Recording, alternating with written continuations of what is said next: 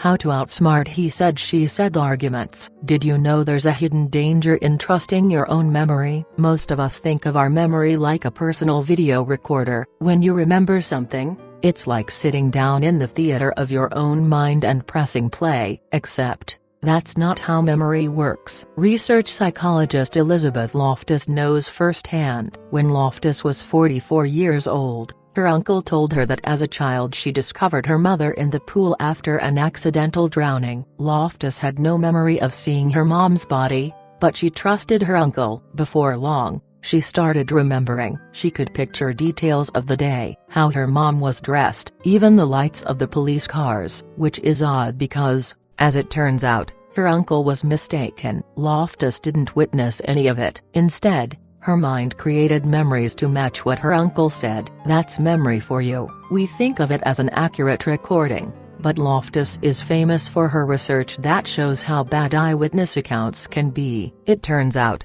our memories are surprisingly malleable. Memories change over time. They morph and combine. Sometimes we add to them, sometimes we edit details out. Even otherwise honest folks have been known to fabricate entire scenes, believing something happened that never did. Okay, so there's a lot we could explore here. But let's narrow our focus. How does this affect your relationship? That depends entirely on how much you let it. Below are 2 tips for minimizing the impact of less than accurate memories, yours and his. If you're tired of he said she said fights, keep reading. Live in the now, especially when things are tense. Anytime there's conflict, it's extremely tempting to whip out every example you can think of that seems relevant. Suppose he says something that hurts your feelings. You could easily launch into a description of another time last week, last month, or last year when he put his foot in his mouth. If there's a negative pattern of behavior,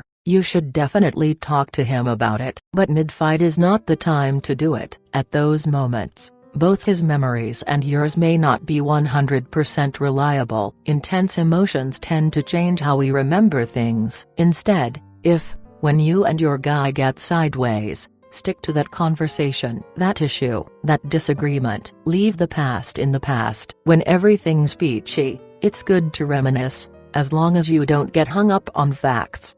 There are obvious benefits to remembering the good times. Who doesn't enjoy a stroll down memory lane when you're talking about pleasant things? But research shows that couples can also benefit from revisiting hard times. The important part is focusing on past events as shared victories, rather than getting caught up in the facts. Say there was a rough patch in your relationship several months back. Now things are going well. Talking about the tough times could actually bring you closer together. You just need to orient the conversation around the idea that the two of you got through it as a team. Whether discussing good times or challenges, turn your attention to what you and he have accomplished together. Memory is a tricky thing. It's a real shot to your pride when you realize your memory isn't ironclad, but neither is his. So instead of debating about who said what when, keep tense conversations rooted in the present moment, and use your shared history to remember times when the two of you conquered something together. Thank you. If you would like any further advice, click the link below.